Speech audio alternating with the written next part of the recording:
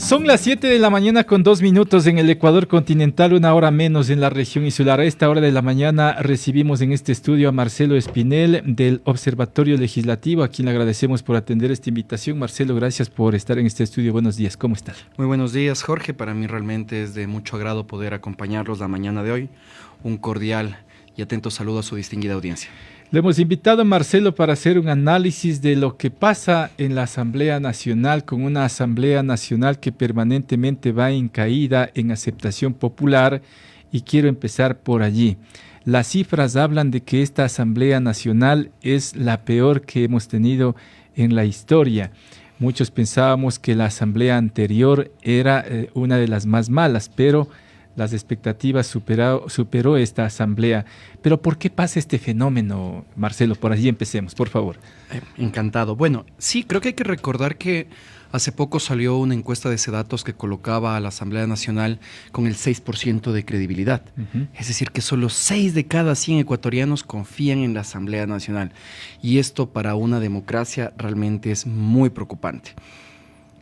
Y a pesar de que los números de la Asamblea Nacional podríamos decir que son buenos, pues se mantienen en el mismo promedio de aprobación de leyes que anteriores periodos legislativos, los ecuatorianos seguimos viendo una Asamblea Nacional metida en el escándalo, con posibles casos de corrupción, que en lugar de aprobar leyes que los ciudadanos queremos para poder mejorar nuestra situación económica, para poder garantizar mejores servicios de salud y educación, vemos una Asamblea Nacional discutiendo constantemente con la Presidencia de la República, con el Consejo de Participación Ciudadana, en lugar de, pues, tratar de conectar con estas necesidades sociales. Y eso hace que los ciudadanos cada día más nos sintamos menos identificados con esta institución. ¿Es por la calidad que tenemos de asambleístas? ¿No por el número como muchos piensan? Yo creo que realmente es la calidad, y tal vez ahí podemos ya adentrarnos en esta siguiente pregunta de la consulta popular. Yo no sé en qué momento nos hicieron creer algunos ecuatorianos, y pretenden que creamos otros, que la reducción de los asambleístas nos va a ayudar a tener una mejor Asamblea Nacional, cuando realmente lo que tenemos que buscar es mayor calidad en la representación de la Asamblea Nacional. Y ahí la principal responsabilidad radica en los partidos políticos. ¿Quiénes son los que escogen a los candidatos? Los partidos políticos. Hacen procesos de elecciones primarias para definir quiénes van a estar en las papeletas. Y cuando por alguna razón uno de los candidatos que en algún momento pudiera resultar electo comete un acto que está alejado de la moralidad, alejado de la ética, existe también la posibilidad de que los partidos políticos hagan un ejercicio de depuración y que se deshagan de estos elementos que pueden afectar su imagen. Ni la depuración, ni verdaderos procesos de democracia interna hemos visto los ecuatorianos dentro de los partidos políticos y la Asamblea Nacional. Sin dejar de lado un aspecto adicional, amigos, que es cómo mejoramos la calidad de quienes también hacen un trabajo importante en la Asamblea Nacional, que son los asesores. En donde también tenemos que poner un ojo es en que realmente se cumplan requisitos de experiencia, de formación y de evaluación en los asesores de los asambleístas, porque sin duda los asambleístas hacen un trabajo importante que es representar a los distintos sectores de la población, pero los asesores son quienes apoyan técnica y políticamente en este trabajo. Marcelo, entiendo que se refiere al momento de citar asesores de los asambleístas a las cuotas que tienen los asambleístas, no al personal de planta que la asamblea designa a sus legisladores. Exactamente, cada asambleísta tiene la posibilidad de designar 2 asesores y 2 asistentes administrativos para que sean parte de su equipo. Y este equipo debería cumplir requisitos que cumplen los funcionarios legislativos de carrera, para que de esta manera nosotros también podamos promover una carrera legislativa y que los asesores pues conozcan de las temáticas en las cuales van a asesorar. Nosotros desde el Observatorio Legislativo hemos visto asesores políticos que tienen una formación en ingeniería en sistemas, en administración de empresas, y eso se veía dentro de los despachos de los asambleístas del periodo anterior, por ejemplo. ¿Y no se puede frenar eso? Yo creo que sí se puede frenar, y eso es necesario que, por ejemplo, se hagan concursos de méritos y oposición también para designar a los asesores de los asambleístas. Pero eso tiene que estar normado. Sin duda que sí, y esas normas pueden ser emanadas ¿de qué institución? De la misma Asamblea Nacional. Pero ¿qué es lo que sucede? Y es parte del fenómeno de la decadencia de la democracia y de la gestión pública en nuestro país, es que lo que buscamos es colocar a la cuota política. El asambleísta coloca como asesor a quien la acompañó en la campaña, a quien pudo haber aportado económicamente en la campaña, que pudo haber aportado con tiempo en la campaña, y de esa manera lo que estamos haciendo es reducir la calidad del trabajo legislativo. O incluso, a pesar de que está prohibido en nuestra legislación contratar a familiares, lo que hacen los asambleístas es buscan al asambleísta, compañero de la bancada, y le dicen, mira, tú contrata a mi sobrino, tú contrata a mi cuñado, tú contrata a mi hermano y yo contrato al tuyo. Y se cambian. Y de esa manera, pues, se mantiene a la larga este nepotismo que está prohibido en la Asamblea Nacional, o algo también conocido como el amiguismo, ¿no? Ajá. Creemos que nuestro amigo es el potencial mejor asesor y realmente es una persona que probablemente no está capacitada para ejercer este importante Pero cuando cargo. decimos qué se puede hacer, también me parece que hay una desidia por parte de la ciudadanía, porque se ha votado presidentes, se ha votado alcaldes, pero de la Asamblea ni siquiera para eso ha habido una decisión por parte de la ciudadanía. Vamos por partes. Yo considero lo siguiente. Yo personalmente creo que la destitución de una autoridad pública no es el mejor camino. A pesar de que nos matan de ir a sus asambleístas, a todos los ecuatorianos, y me incluyo dentro de ese grupo, el destituir a los políticos cada año, cada 2 años, cada 4 años, a través de mecanismos no democráticos, a la larga nos ha llevado a donde estamos ahora. Yo creo que la desidia tal vez empieza antes, y es el hecho en el que los ecuatorianos ya ni siquiera nos queremos informar antes de votar. Estamos tan cansados de la institución que decimos, ¿para qué vamos a escoger asambleístas? ¿Para qué necesitamos asambleístas? Y realmente lo que debemos buscar los ecuatorianos es votar de forma informada, saber si es que el candidato que se está postulando a la Asamblea Nacional realmente está capacitado para ejercer ese cargo, si cuenta con la experiencia para ejercer ese cargo, y posterior a su elección que nosotros podamos vigilar cuál es la labor que está realizando. Y eso es lo que, por ejemplo, nosotros buscamos desde el Observatorio Legislativo, tratando de entregar datos a la ciudadanía sobre qué es lo que hacen o qué es lo que no hacen nuestros asambleístas. Pero la gente al parecer no se informa o no le gusta informarse. ¿Cómo cambiamos esa realidad? Yo creo que hay 2 cosas. Hay que comprender también que la Asamblea Nacional es una institución extremadamente compleja, extremadamente aburrida, porque realmente tratar de involucrarse en lo que hace la Asamblea Nacional en sus debates diarios es algo que sin duda cansa. Pero también hay otra cosa, Jorge, que es algo que le sucede a las asambleas en todo el mundo. Las vemos muy lejanas al ciudadano. Porque mientras un alcalde puede inaugurar la repavimentación de una calle, un presidente puede inaugurar un hospital, ¿qué puede inaugurar un asambleísta? Un asambleísta discute proyectos de ley. Pero contrariamente hablan de trabajo en territorio ellos. Y los efectos de ese proyecto de ley probablemente nunca lleguen al ciudadano o se demoren muchos años en llegar al ciudadano.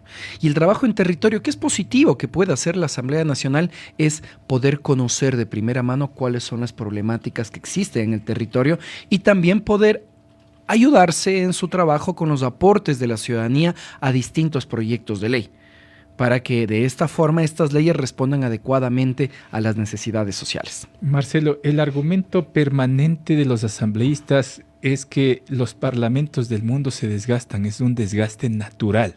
¿Qué de verdad hay en esto? Eso es interesante, Jorge. Hicimos un estudio en el Observatorio Legislativo hace un par de meses atrás al respecto de la desconfianza ciudadana en el Parlamento. Y cuando presentábamos ese estudio, nosotros hacíamos una analogía con una caja de manzanas. ¿Qué pasa cuando en una caja de manzanas una manzana está podrida y no retiramos esa manzana? Termina contaminando al resto. Y eso es lo que desafortunadamente sucede en la Asamblea Nacional. Tenemos un mal elemento, no se realiza una depuración y termina afectando a la institución. ¿Y eso pasa porque hacemos espíritu de cuerpo en la Asamblea? Exactamente. Cuando existe este espíritu de cuerpo dentro de la Asamblea Nacional y no realizamos verdaderos procesos de depuración profundos, técnicos, objetivos, transparentes, se termina afectando a toda la institución. Y cuando la institución trata de recuperar su imagen, trata de fomentar mayor credibilidad, creo yo que comete un error, Jorge. Y es que no lo hace con ese mismo espíritu de cuerpo. Vemos a los asambleístas por separado, cada uno tratando de lavar su imagen, cada uno tratando de limpiar su imagen, y eso hace que los ciudadanos nuevamente desconfíen de la Asamblea Nacional, porque aparecen actores diciendo, yo sí trabajo, yo sí hago, yo no sé el resto. Y eso, pues sin duda que termina minando la credibilidad de la institución. Y lo que vemos ahora, ¿qué es? Lo que mencionaba hace unos minutos, ciudadanos que dicen, ¿para qué la Asamblea Nacional? Por ese espíritu de cuerpo, Marcelo, difícilmente se puede llegar a levantar la inmunidad parlamentaria a un legislador.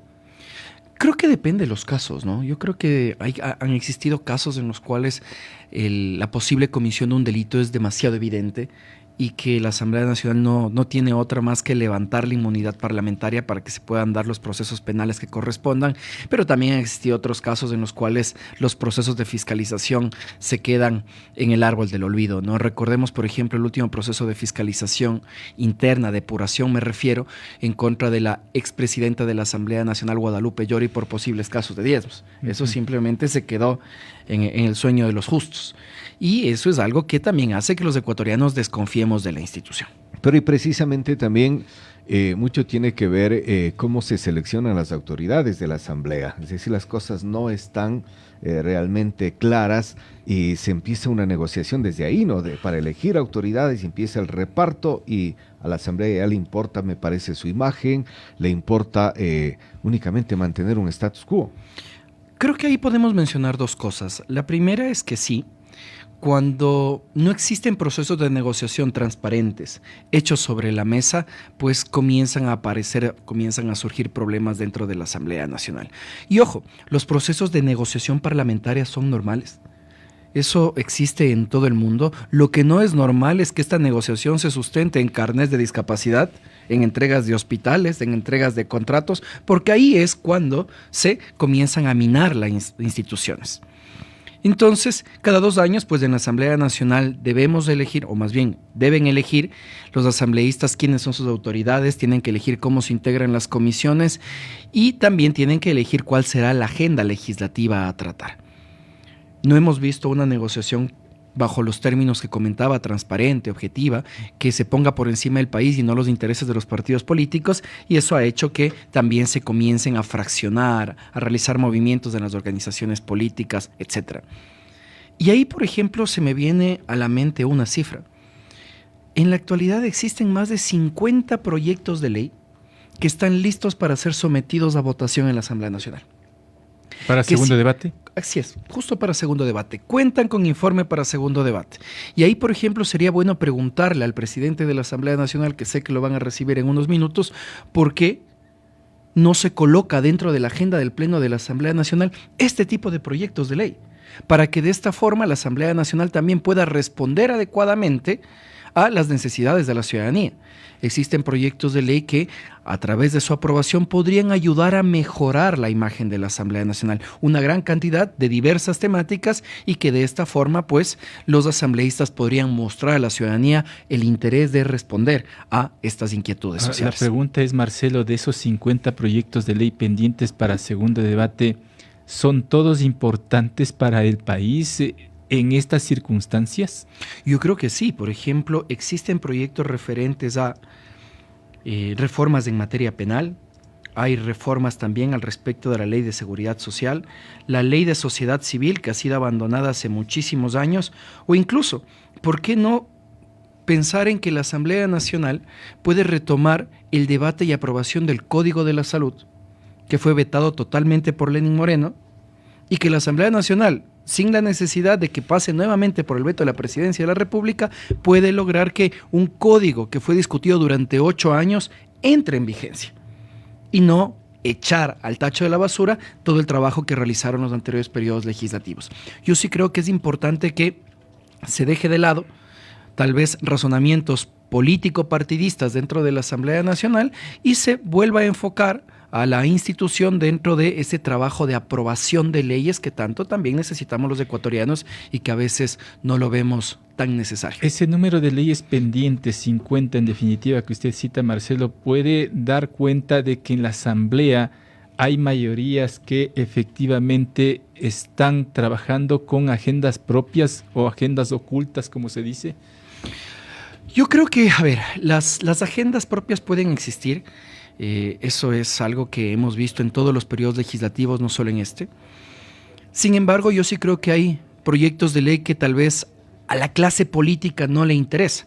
Uno que también se me viene a la mente es la reforma referente a las pensiones vitalicias de los exmandatarios sancionados por corrupción. Entonces, claro, creo que a todos los partidos políticos que puedan tener dentro de sus filas a un exmandatario no le conviene que se retire algún tipo de pensión de algún tipo de pensión vitalicia porque está enfrentando o enfrentó un proceso judicial de índole penal. Si hay agendas propias que son lesivas para el país, entonces. Yo creo que no son, por supuesto, agendas partidistas, Claro. no personales, que son sin duda lesivas para los intereses de todos los ecuatorianos. ¿Y eso se puede revertir o no si no hay voluntad de los partidos políticos? Es la voluntad política lo que se requiere. Es voluntad política de los partidos para poder empezar a cambiar la imagen de la Asamblea Nacional y entender que este tipo de legislación es necesaria para poder defender los intereses de los ecuatorianos. A la larga, cuando los asambleístas están en campaña, lo que nos ofrecen, ¿qué es? Defender los intereses de todos los ecuatorianos. Pero en el momento en el cual llegan a ejercer su función, al parecer se olvidan de aquello que nos ofrecen. Marcelo, si hay agendas en materia legislativa, me refiero que obedezcan a intereses de organizaciones políticas, y entonces también hay agendas propias en materia de fiscalización. Creo que el aspecto de fiscalización también es importante mencionarlo y ahí podemos evidenciarlo, por ejemplo, con este intento constante de enjuiciar a los consejeros de participación ciudadana y control social que tardó tanto tiempo y que a la larga era impulsado por específicamente dos organizaciones políticas, ¿no? Que era el correísmo de la mano del Partido Social Cristiano. Y lo que se quería era, sin duda, poder influir, poder evitar procesos de designación de autoridades de control que estaban en manos de los consejeros de participación ciudadana y control social en ese momento alineados al régimen.